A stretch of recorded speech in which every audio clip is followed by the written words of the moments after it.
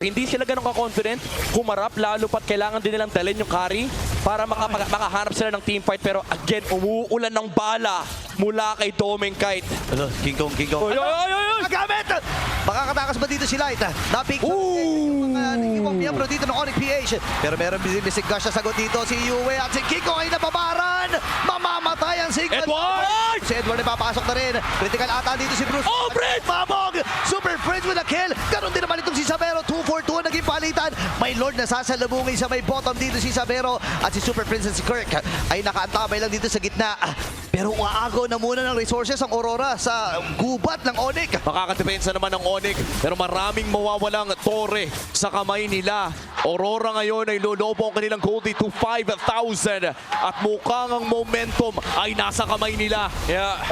Time and time again, ang problema ng Onyx dito is hindi farm. Position battle is the name of the game.